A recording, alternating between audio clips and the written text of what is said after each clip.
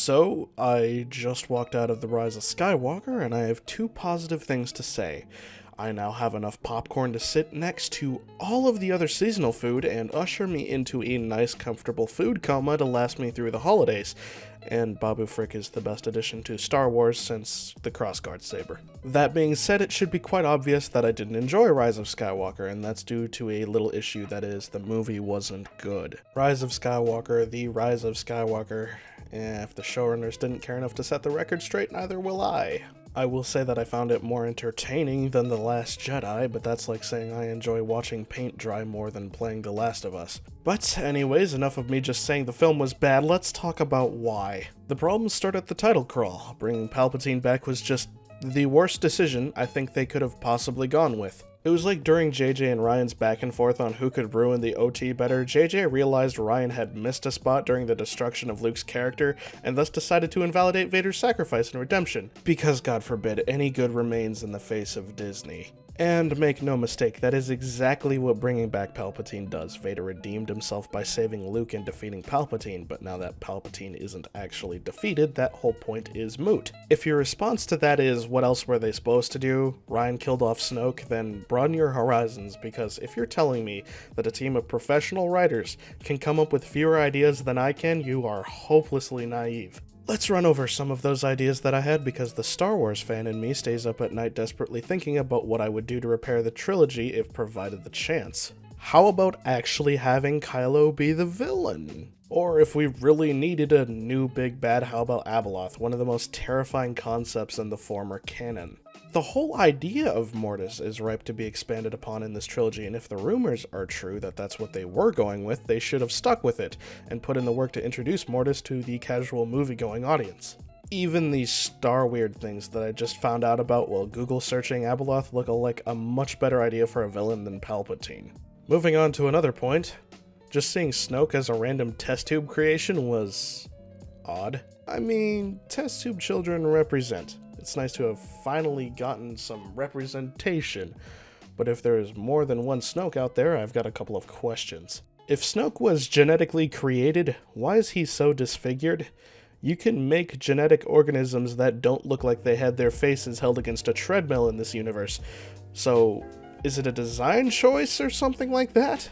Also, if there is more than one Snoke, and the one Snoke we saw was implied to have immense power, why are more of them not active? You could have a whole council of Snokes controlling the First Order like the Prophets in Halo. Let's also mention the line, "I am all the voices that have been in your head."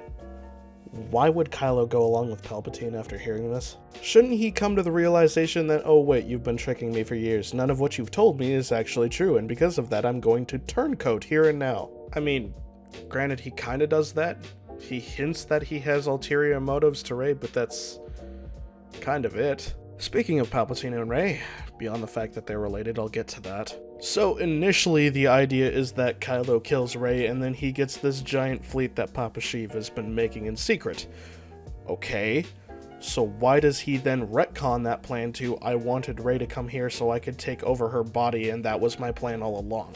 It's a good thing Kylo doesn't take advantage of one of the several times Rey leaves herself open in the fight scene in the middle of the movie, because otherwise he would have actually done what you had asked him to, and killed Rey. And your whole plan would have gone into ruin, Sheev. We get Dio, whom my friends and I kept making JoJo references about, but his whole purpose is to directly tell the audience what they should be feeling in certain scenes. Literally, he just says happy and sad in scenes, and it feels like the movie version of Please Clap. So I'm just writing what comes to mind as I sit here and think about it, and next up is the dagger and the whole of Rey's backstory. If Rey knew the truth all along, then why is she still waiting for her parents? Why in the world does she lie to herself for her entire life? Because she wanted to? Her parents are killed by the bounty hunter sent for Rey, and I've got to ask why. You have a target, and your only solid lead defining that target you murder. Why? Why not have Palps force torture the information out of them or something? Why not torture them the old-fashioned way for it? Were they going to be killed regardless? Was the plan to slaughter Rey's parents in front of her and then hope she embraces Palpatine as a new loving father figure until she's old enough to be a vessel for Palpy's soul or something? I'm not buying that movie, and you can't make me. Let's touch on the dagger. It's not uncommon for people who kill to have things like daggers, but why would there be writing on that dagger to point to the Death Star wreckage? I'll touch on that in a moment too, which would give you another MacGuffin to lead you to Palpatine. I can't think of any, logical explanation for this. Just why? How does the second Death Star even have wreckage? It exploded into nothing. We saw it happen, yet here we are.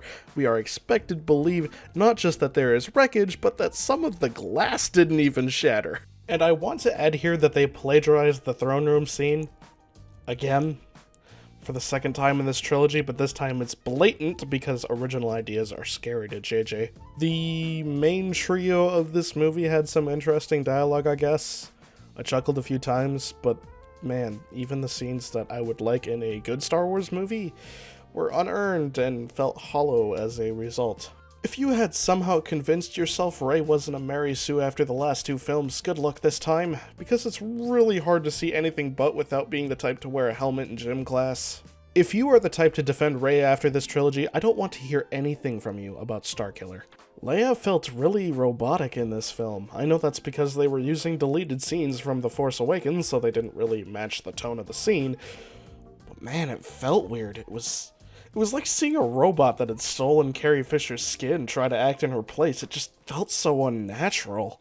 I really think they should have gone with an off-screen death for Leia. Everyone would have understood, because in addition to the scenes including her not feeling natural, when she dies, it's just as insulting as when Luke dies. Alone, with no one but R2-D2 to keep her company in her final moments. I can't even say Lando didn't have any damage dealt to him, because despite his short screen time, he didn't feel right either. Lando was a swaggering man with an abundance of natural charisma in the original trilogy, but here, the way he's written makes him seem like the creepy guy who you aren't sure if he is allowed to live this close to a school or not. When Lando looked Rey in the face and told her to give Leia his love, my friends and I sat there in the theater with blank expressions on our faces in disbelief of what we had just heard, and then erupted into hushed laughter as the realization finally set in that Lando's dialogue stripped him of his charisma and came across way too rapey. Jannah felt like a completely unnecessary addition.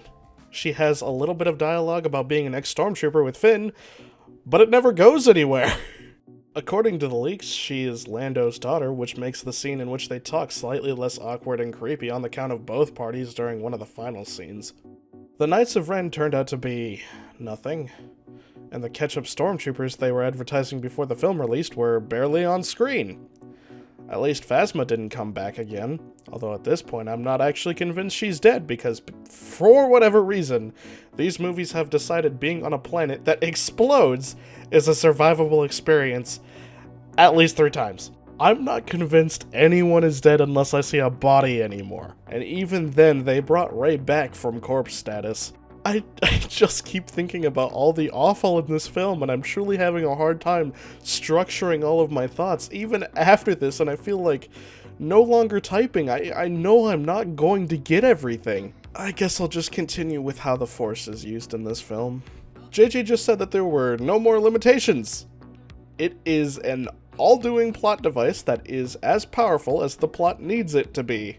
Rey can shoot Force lightning that destroys a ship in the first act of the film, but when Palpatine shoots much more powerful lightning, it doesn't make the ships it hits go boom, it just disables them. You can just have fight scenes even if you aren't physically together in the same room because the Force, I guess. Physical items can teleport because the Force, I guess. You can heal people's wounds or even bring them back from death because the Force, I guess. That one's a funny one, because think of all the times when they could have used it before then. Anakin burning in lava, Obi-Wan just uses Force heal. Padme dies from childbirth, Anakin could just bring her back. What do you mean Vader dies in Luke's arm? Just bring him back with the Force. Bet Qui-Gon is pissed that Kenobi didn't think to use Force heal on him, and then continued that trend and didn't use it on Zam Wesell when they were trying to get information out of her in Attack of the Clones. It's just so stupid. I can't believe they actually crossed that line. And yes, I understand Disney is trying to use The Mandalorian to make us more accepting of it here, but I don't care. I'm still mad. There are ways they could do it in The Mandalorian that wouldn't have destroyed everything beforehand in the process. And I guess they're keeping on with the Force Ghosts having a physical impact on the world. Luke showed us that the ghosts can hold a lightsaber and use the Force on objects, so when everyone starts giving their "you can do it" speech to Rey, man, it would have been nice if they were to help, maybe, please? Shoot lightning at Palpatine, pick up a lightsaber and fight him with it. Hell, just pick shit up and throw it at him. Do something. We know you can. If you choose to face Vader, you will do it alone. I cannot interfere. But I guess you could, Obi-Wan. Do you not see how this just breaks everything? I need to stop. I can't do any more of this. I could touch on the film's horrendous pacing, or how boring the fight scenes are, or more character inconsistencies, but there are just too many, and my sanity can't take much more of this. There is so much wrong here. More than what I have talked about. But I'm just not gonna do it. Well, with that being said, Merry Christmas, guys. Not sure if Part 3 of Through the Ringer will be out by the end of the year, but if it isn't, it should be very early next year. Don't go watch this awful movie. Make Disney feel this mistake in their wallet. But most of all, apologize to this man right now.